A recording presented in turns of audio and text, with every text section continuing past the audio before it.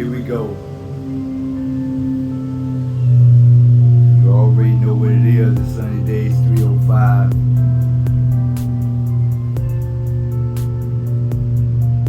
I'm always grateful when I can come in the backyard, sit back, and just kick it on some random thoughts on our breezy aftermath of the hurricane. So I had talked earlier about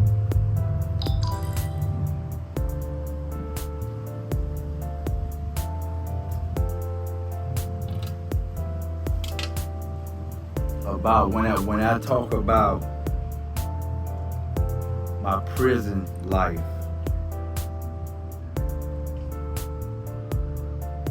how I don't want people to think that the stuff that I talk about is not relevant to them. Because I said that I would show us that we are all in a prison. I remember my grandmother telling me one time, she said, may she rest in peace. She told me, don't get enslaved to nothing. She said, not a car note, not a house note, or nothing. Don't get enslaved to anything. And so I was thinking about, a lot of us was in prisons, and some of those prisons were in communities, like right across the street. So in Atlanta, USP Atlanta, that was like in it was in a neighborhood. So people that live in that neighborhood, they seen that prison every day. But it would take a person maybe 50 years to get from that prison to across the street, right? So in a prison, it has laws, it has everything in place when you get there. And so if you don't want to abide by the laws, they got something in place of that. If you want to abide by the laws, they may have incentive. Well, not incentive, you just need to abide by the laws. Right? And so prison is a whole community within itself. And so you think about society as a whole. Some people have some automobiles that cost so much that they are in a place, in a prison that, you better not miss a day of work. Because that particular area, that particular thing, it got you in a place where where you might don't want to be, and then you can't leave it. You're there against your will. That's a prison. When you are confined. Some people are confined into a relationship that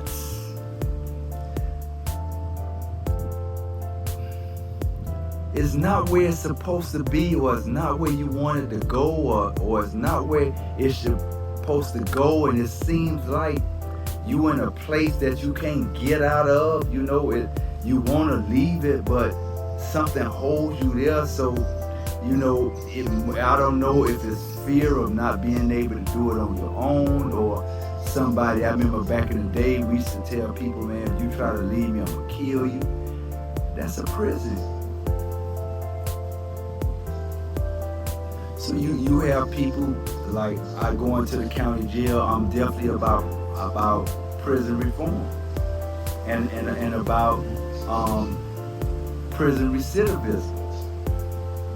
You know, so I go off into the county jails and I talk to our brothers in the county jail to give them another way of thinking, because you know that whole a life of crime is a prison. It's a place, it's a space that has its rules, it has its laws, it has its consequences, and a person could be locked in a place that they think that they can't get out of on their own. That's a prison. Right? You know, some of us we're locked. You know, we're locked into grief. Right? And we're all going through it, and I talk about it because I go through it. But that's a particular space, it's a particular place. It don't have no it don't have no rules, it don't have no laws, it don't have no time. And it comes upon us when it get ready. And it locks us in, and it confines us, and it brings us, and it takes us into a dark place. That's a prison.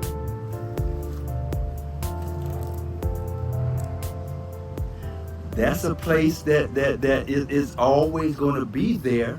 But then again, now, in this day and time, we got to figure out how we going to deal with it when them dark times come.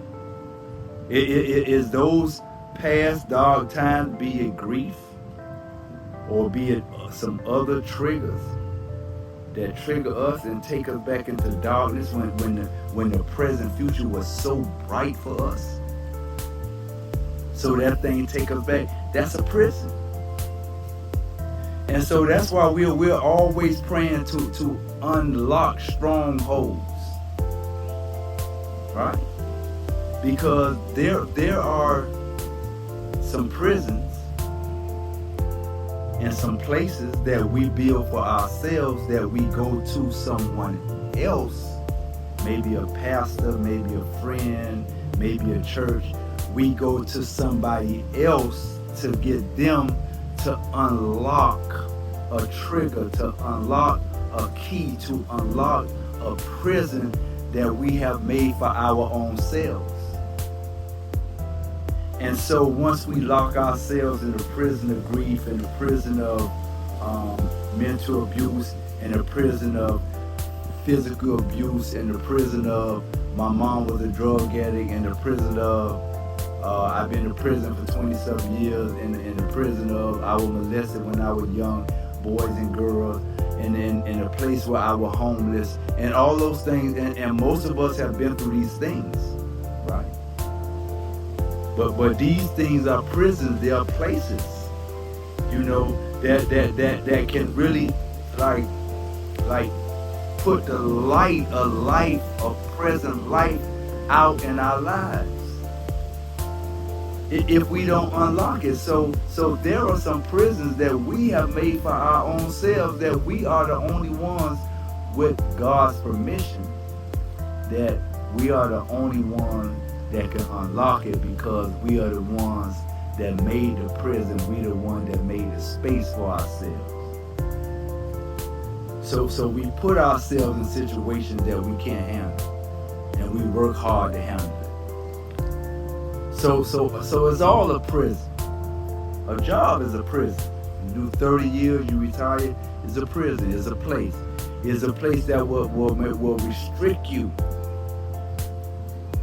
And some people are doing some things, you know, to keep a job that you wouldn't even imagine.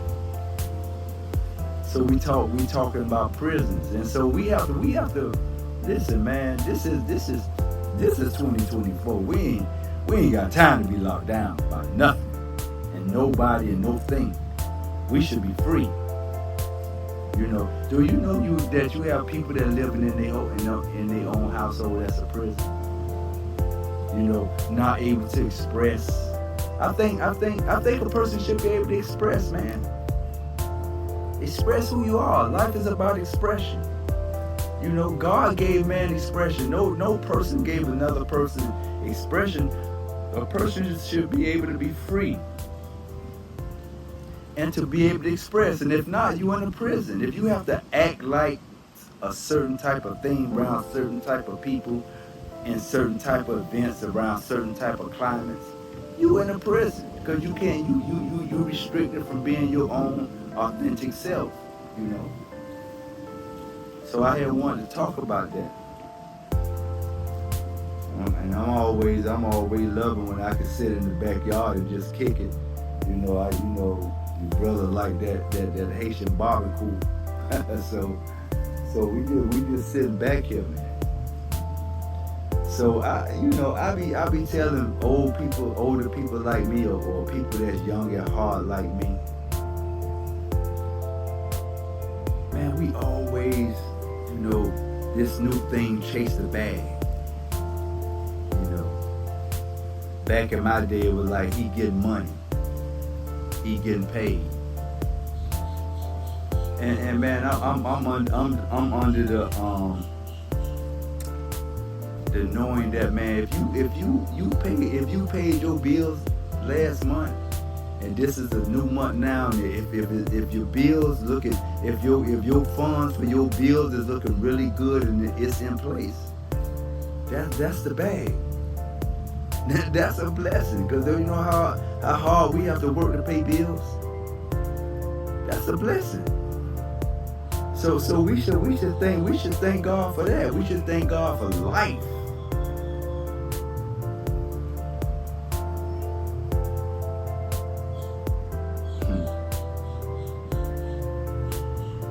In a prison. In a prison of an abusive relationship, in a prison of a you know what's the most critical prison to be in, and I just talked about it. It is the prison that we formulate through our own 2 ears, because in life, like we will formulate a whole scenario, a whole movie. And man, we'll get so engrossed into a movie in our head when we'll think that stuff is true. That's a prison. Not being, like I said, not being able to express who you are or what you are, whatever that is. Whatever that may be. I represent Sunny Day 305. I represent the Shakiba Sickle Cell Anemia Foundation. I represent Campbell's Care. I represent Corinthians Bells Bond. I represent Phoenix Rise Mentoring Inc. I represent the Circle of Brotherhood. I represent VIP Reentry. I represent our wellness team at Circle of Brotherhood. I represent our youth counseling committee and all the other different little aspects that we have to raise up our community. But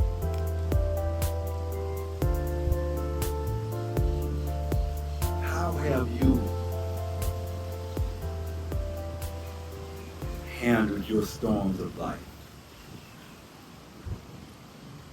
Did we panic through it? Were we able to think through it? Were we able to do it, the things that we needed to do to get through the storm that go through our daily lives? Are we able to forgive ourselves for past things? Are we able to recognize when something triggered something in us that we haven't dealt with, that we should deal with in our own self?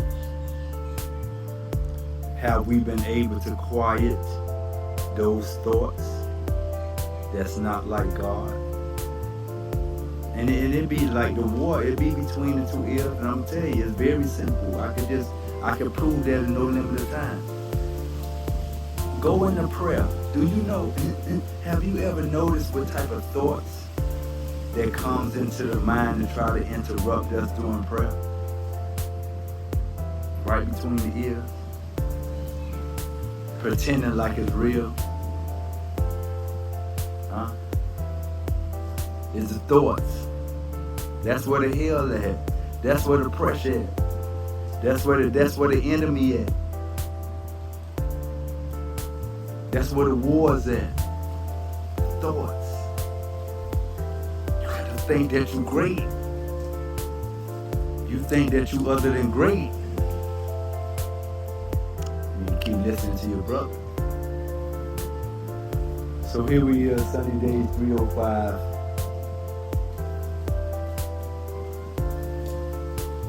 Got on this purple warrior priesthood. Check me out on our YouTube page at Sunny Days 305. Subscribe to our YouTube page. To my youngster, you got a messenger, you got a brother that want to tell you that life love you, that God love you, that there's some people out here like me that's concerned about your future and concerned about your well-being. And so we do all that we can do to keep you out of prison and keep you out the chain gang and keep you out of the graveyard. This Sunny Day 305. Woo-woo. Peace. Greetings. This is Sunny Days 305 Degrees podcast. Our community said they wanted a platform that they could get their ideas and their messages out. Hence, Sunny Days 305 is on fire.